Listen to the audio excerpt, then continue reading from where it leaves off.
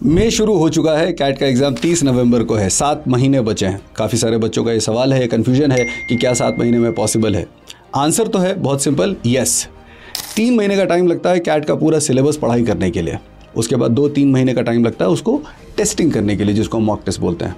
तो अगर आप आज से शुरू करते हैं बिना किसी हवाबाजी के, बिना किसी शॉर्टकट के सर्च के, अगर आप एक एक करके सारे टॉपिक्स के ऊपर काम करते हैं, उसको कंप्लीट करते हैं, बेसिक कॉन्सेप्ट्स अगर आप पूरा करते हैं, सही समय आने पर मॉक टेस्ट के थ्रू उसकी चेकिंग करते हैं, उसके अंदर जो जो आपको एरियाज में ट्रबल दिखाई देता है उसके ऊपर आप वापस काम करते हैं, उसको ठीक करते हैं, तो 7 महीने नहीं 5 से 6 महीने का पीरियड ही सफिशिएंट होता है। अब सवाल यह आता है कि क्या आप शिद्दत से हर रोज़ उस बड़े टास्क को छोटे पार्ट्स में ब्रेक करके ईमानदारी से उसको कंप्लीट करते हैं या नहीं करते हैं। अगर आप उसको फॉलो करेंगे then answer is yes, definitely it is possible. Daily target का मतलब ये होता है कि कोई भी चैप्टर अगर आप लेते हो, पहले आप उसमें ये चेक करो कौन कौन से टॉपिक्स हैं, हर टॉपिक के अंदर सब टॉपिक्स कौन कौन से हैं, फिर उसके अंदर आप डिफरेंट टाइप्स ऑफ क्वेश्चंस करोगे। आपका टारगेट क्या होना चाहिए? टाइप्स ऑफ क्वेश्चंस के अंदर easy and medium, third level होगा डिफिकल्ट अगर आप नहीं भी कर पाते हो मैनेज एक ही दिन के अंदर, कोई बात नहीं। सो एक दिन के अंदर आपका जो टारगेट होगा एक टॉपिक, किसी एक चैप्टर के अंदर एक टॉपिक से। For example time speed distance, उसके 4 मेन एरियाज होते हैं। पहला एरिया होता है प्रोपोर्शनैलिटी,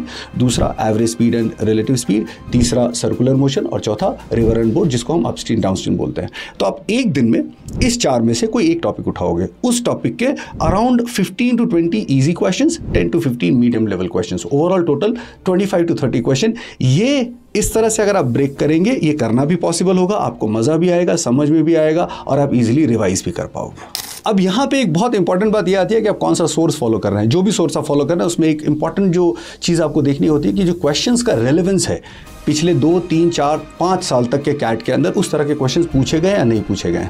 फॉर एग्जांपल जैसे आई कांटेक्ट के अंदर जो टेक्स्ट बुक्स हम जो बनाते हैं या देते हैं उसके अंदर टोटल 5000 क्वेश्चंस कवर किए हुए हैं, जो कि हर साल रिवाइज होते हैं। अगर कोई टॉपिक इररिलेवेंट हो गया तो उसके क्वेश्चन हम उसमें से हटा देते हैं। फिर IMABC बैच है, उसके अंदर 3000 मीडियम एंड डिफिकल्ट लेवल के क्वेश्चन होते हैं, जिससे जिन बच्चों ने अपना चैप्टर्स पढ़ रखे हैं उनकी अच्छी प्रैक्टिस हो जाती है। फिर मॉक टेस्ट के अंदर जो 45 section test and 20 mock test हैं, उसके अंदर कम से कम 1500 क्वेश्चन और जो आप सिंपली जो एक्चुअल कैट के जो क्लोजेस्ट पेपर्स हैं डिफिकल्टी लेवल के हिसाब से या एप्लीकेबिलिटी के हिसाब से, वो सारे क्वेश्चंस की आप प्रैक्टिस करते हो। तो ओवरऑल आई कांटेक्ट के अंदर आप कम से कम 8000 से 10000 का क्वेश्चन बैंक आपके पास होता है टॉपिक वाइज, टाइम लाइन के हिसाब से, जो आप पूरा प्रैक्टिस कर सकते हो। टाइम लाइन, अब सवाल आता है कि ये जितनी मैंने राम कहानी सुनाई कि ये करना है, कब तक खत्म होना चाहिए। बहुत सिंपल सा लॉजिक मैं बताता हूँ। देखो, मॉक टेस्ट कब शुरू करना है? मॉक टेस्ट शुरू करने से पहले आपका कम से कम 60% सिलेबस, चलो 50, 55, 60 all that is fine, around उतना सिलेबस आपका कंप्लीट होना चाहिए। सो अगर उसका भी और मैं सिंपल तरीके से बताऊँ, पूरा मैथमेटिक्स को, क्वांटिटेटिव एबिलिटी को हमने 5 पार्ट्स पे डिवाइड कर रखा है, arithmetic, algebra, numbers, modern maths और मिसलेनियस। ये 5 में से कम 3 पूरे के हुए होने चाहिए। अरिथमेटिक डेफिनेटली इंक्लूड होना चाहिए। अगर आपने इतना कर लिया है क्वांटिटेटिव एबिलिटी के अंदर एंड DILR के अंदर कम से कम 150 सेट्स, टोटल टारगेट हमारा 400 होता है साल का, अब उसका 60% 240 बनता है। बट DI में क्या होता है कि नए सेट्स बनते रहते हैं, तो इसलिए मैं वहाँ पे 240 नहीं बोल रहा हूँ, 150 सेट्स बोल रहा हूँ। इतना क्या होना चाहिए। सिमिलरली रीडिंग कॉम्प्रिहेंशन के अंदर कम से कम 120 to 150 पैसेजेस आपने सॉल्व किए होने चाहिए कैट लेवल के हिसाब से, रेलेवेंस के हिसाब से, जिन टॉपिक्स के ऊपर पूछे गए हैं सवाल पिछले 5-6 सालों में उसके अंदर। तो इतना करने के बाद मैं दोबारा रिपीट कर देता हूँ, 60% of quant syllabus, then 150 sets of DILR and at least 120 passage of RC। ये करने के अलावा और कम से कम सेक्शन टेस्ट 10 से 12, कम से कम 5-5 इन ईच सेक्शन। अगर आपने सेक्शन टेस्ट कर लिया है तब आपको मॉक टेस्ट के अंदर जाना चाहिए। ठीक, अब ये सब करने में कितना समय लगेगा? एक फंडामेंटल टारगेट अगर मैं डेली टारगेट के हिसाब से देखूं कि एक्यूमुलेट करके कब तक मैं पूरा कर सकता हूं, 3 महीने के अंदर आप ये पूरा कर सकते हो। तो अगर आप मई बिगिनिंग में शुरू करते हो तो आपके पास मई, जून और जुलाई, सो जुलाई एंड तक मोटा 60% सिलेबस कंप्लीट होना चाहिए।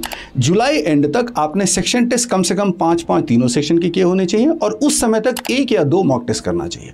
हेवीली मॉक टेस्ट कब? जुलाई एंड या अगस्त बिगिनिंग से आपको शुरू करना चाहिए। और उस समय भी मॉक टेस्ट ऐसा नहीं होता कि हम डेली एक टेस्ट लेके बैठ जाए, नहीं, एक हफ्ते में 1 या मैक्सिमम 2 से ज़्यादा मॉक टेस्ट करने का कोई मतलब नहीं है। जब आप बीमार होते हैं तो आप दवाई लेते हैं, दवाई के साथ साथ उसका जो प्रॉपर डाइट है, प्रॉपर फूड है, वो भी फॉलो करना होता है। खाली दवाई खाने से तबीयत ठीक नहीं होती। दूसरा, मॉक टेस्ट का रूल क्या है? मॉक टेस्ट दवाई भी नहीं है, खाना भी नहीं है। मॉक टेस्ट एक टेम्परेचर चेक करने का यंत्र है, जैसे थर्मोमीटर होता है ना, जब लगा के चेक करते हैं।